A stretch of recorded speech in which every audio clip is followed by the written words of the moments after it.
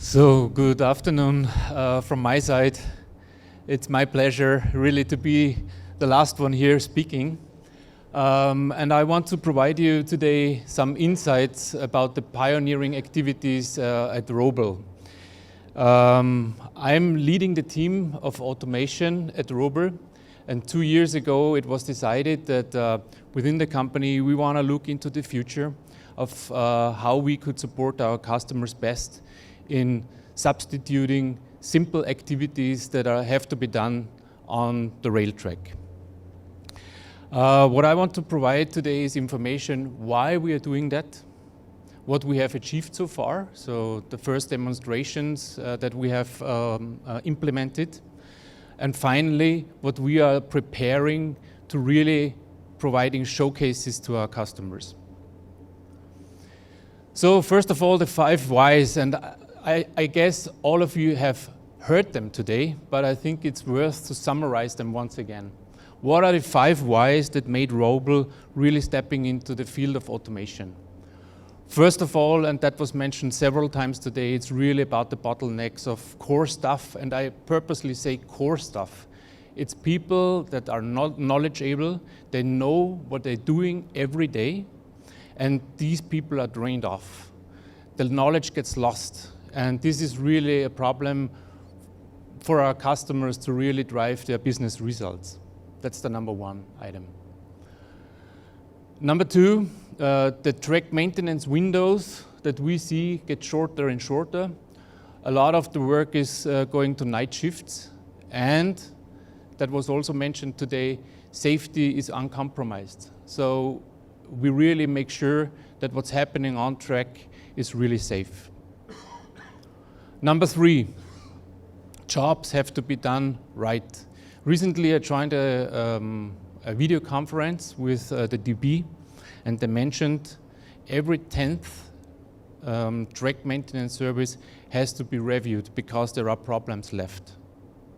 So really the rising quality standards and the work performed there has to be done the first time right. Another one was discussed also today several times, the emissions to the environment, but also the emissions to the stuff on track.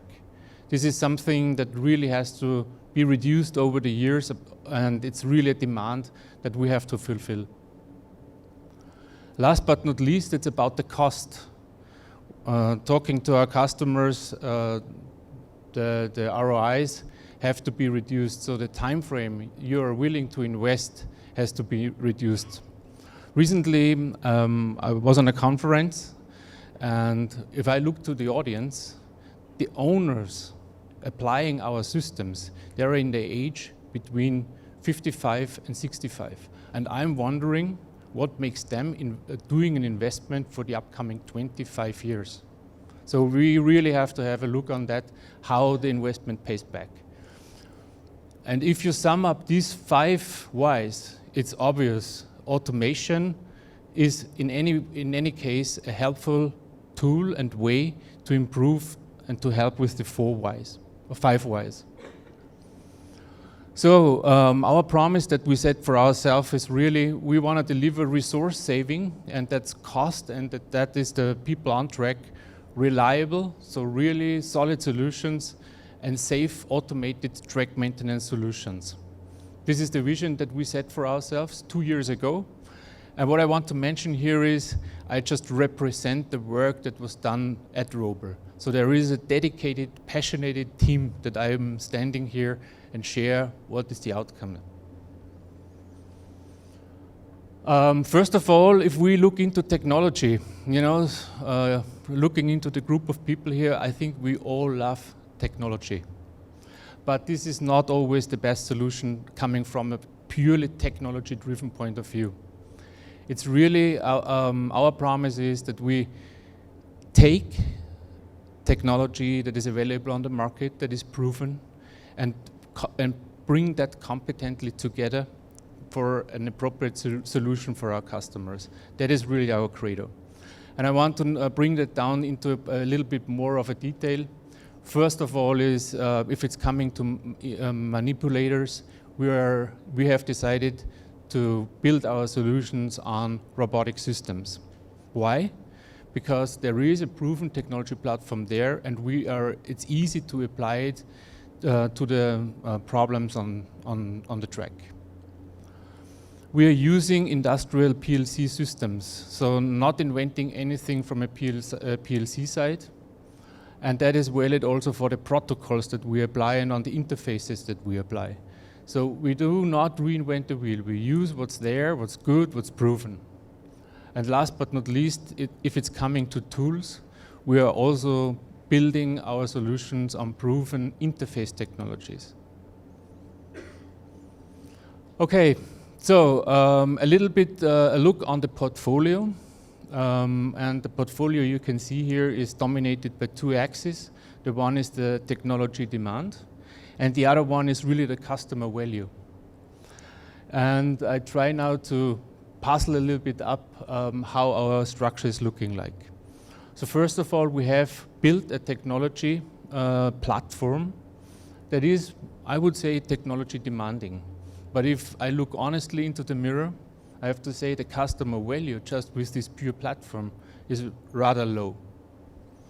With the platform, we do bring data and data connectors. What we do bring with the platform is vision-based detection modules and documentation. That is mentioned also several times today. We really have to document the work that has to be done on track. Now we are moving a little bit more up into what's really adding value for a customer's point of view. And there you can see this, the process steps that we anticipated to solve. First of all, we have built a heating module, we have built a grinding module, you can see this afterwards. We have a 3D measurement system built, a milling module and a welding module that is mounted to the robot system. So the customer value is increasing. But just at the last stage, when you combine this meaningful to your problem and flexible enough to your daily problems at a workflow level, there is the highest value that we can provide with our system. And the first one that we implemented and what I wanted to share with you today is the automated small defect repair. But there is other ideas like the switch frog repair. And there is other ideas that is more into the automated ranging systems. And besides that, we'd like to derive also a new platform that enables these modules but is built on a smaller scale. I hope that gives you a rough overview how we try to most flexibly solve real customer problems on a modular basis. Today I want to speak about the red ones, so really the robotic platform and the applications that we have built. Good. The defects, these are really local rail defects that we'd like to solve. And we do this in a 6-step approach. So the first thing is we move onto the spot, we detect, we measure the initial situation. And whenever I was out on the rail, this was a missing part already. So it was unclear what is the outgoing and the starting position of your procedure. Then the second step, a standardized defect removal. The heating, so preparing for welding, the finishing in between the measurement, and then at the end, the documentation of the whole process, what was done. This was our target, where we'd like to show visibility with a demonstrator system. Now I go a little bit more into the details and show you the individual steps and some technical specifications to it. Afterwards, you can see it in a video how this combines. So the first step, it's about the defect detection. We are applying a scanner module, a 3D scanner module with a high accuracy. We get data points about 1,500 per field. So there is enough data to do a good representation and analytics of the real situation. Currently, we are applying a 3B laser. So that's, from a safety perspective, a challenging point. But we are already in the stage to go down potentially to a 2.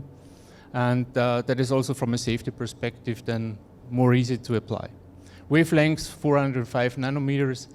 Yeah, and the interface technology in generally we applying again industry standard. So we are applying the ProfiNet, Profibus system. The scanning time depends for sure about the size and the location and the span that you want to scan on the rail. So the first test that we did here in a real situation, the scanning time was between 30 and 100 seconds. So quite fast, quite reliable and accurate. First step. The second one is we mounted a milling system on the robot arm. And it is a heavy one, so we are talking about 180 kilos of the milling system. Why is that? Because of the robustness of the process. So there are vibrations, and when you have vibrations, mass is a dominant factor to get stable results at the end of the day.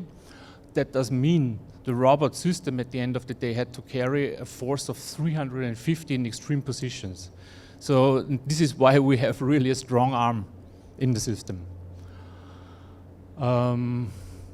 Power-wise, it's 18.5 kilowatts power on the system with a maximum revolution of 80,000 revolutions per minute. If we go into hardened steel, it's between 4,000 and 6,000 revolutions per hour that we apply. Liquid cooling, and with that we have a verified milling time, depending on the material, between 3 to 15 minutes. And also, for sure, about the size of the defect. So the next one is the heating step. We are using ceramic elements, 3 plates, from top and from left and from right, to really get a constant and good warming of the rail.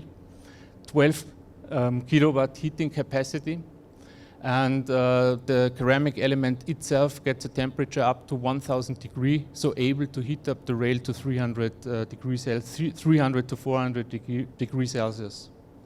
Preheating time 8 minutes, up to 13 minutes, depending again on the rail and on the profile. Next step is the welding. So what we have to do is we have to ground the rail. That's the first thing, so to avoid potential differences. This is done by one robot arm, and then we have a second robot arm on the robotic system that does perform the welding automatically. Again, depending on the size of the defects, but for a squat, it's about 5 minutes.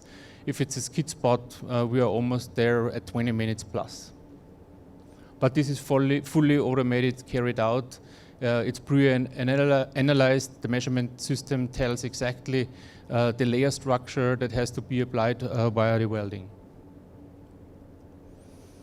Finishing, 2 steps. We are milling and we are grinding, so both steps are applied in a consecutive row.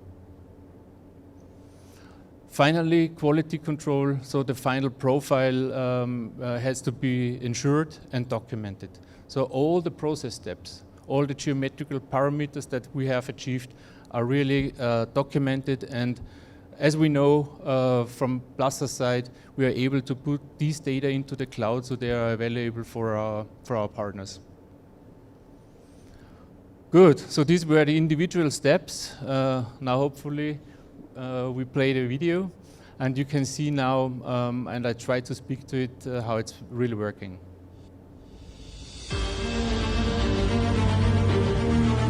So the first step is that we mark the spot where we really want to see a defect. Now the defect is generated on the rail. The robot arm detects the first module. That's the combination tool measuring and grounding the system. So the measurement is done here. The tool is changed automatically into the milling system. So the defect is now really milled out.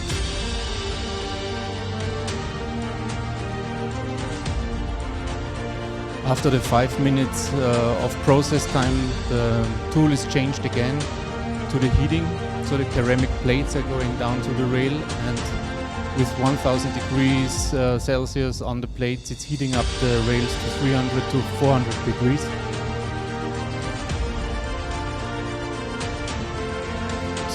tools are changed back. Now we are conducting ground to the rail, and the welding is performed automatically.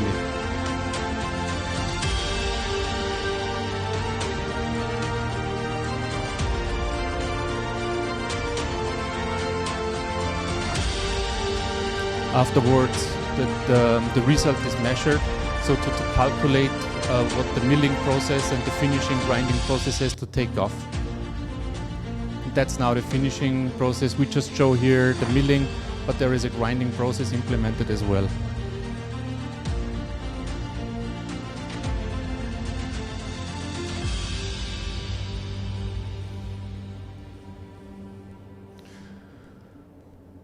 Okay, so this was the situation that we found, I would say 2.5, 3 months ago. And from there, we took it now really into a container system. So what you have seen beforehand was done more on a lab-based system, a prototype system. But now we are bringing that really into a container-based solution that we could move out and really show on the road shows and on fairs to customers at the end of the day. What we have done here is we have built a 40 feet freight container that contains the 2 robots. The 2 robots are mounted into a steel construction, and that can be moved out when you're out with your trailer on the track. Currently, we support these 6 applications that were shown here, but we are working already on the wrenching and on other applications that add to that. In addition, there is a smaller container with it for a place where one person could really take control of the system. And what we have also developed is a diesel and battery-powered autark hybrid power system. So it was discussed several times during our sessions here, and we decided to combine it. So there is still the diesel combustion engine on it. We have a battery package, and at the end of the day, we are able to have a peak power up to 90 kilowatts. That's not needed at the moment, but we want to make sure that we enable 8 hours continuous work without using the diesel engine. If it's necessary and the battery pack is off, you repower the package via 2 hours of runtime of the diesel, and you're good to go again. Last but not least, this is a short video showing you the current status. So it's a drone flight. You can see here, this is the position. The 2 robots are out there on the track, and from above you can see the 40 feet container where everything takes place. So the interesting thing is, what you have seen here was done by 7 people over the last 2 years, and this is really an enormous result that they delivered. It is a step into the future. I believe when we sit together with you, with our customers, and we discuss the potentials, we will find the next good solution, because that is a technology platform that shows you what's possible, but to really identify now exactly the product that fulfills your need is the next step that we set ourselves as a target for the upcoming year, to discuss with you, to harvest your requirements, and to really to build the right products for you. Hopefully we can see you on one of the upcoming fairs. I was relatively positive. In 188 days there is the IIF, and in 302 days we see the Innotrans. We will present what we have. We will really focus our work to deliver the best result to be shown there. And of course, we will go for roadshows. And you are invited to join us to go together into the discussion and to really deliver together great results. Thank you very much.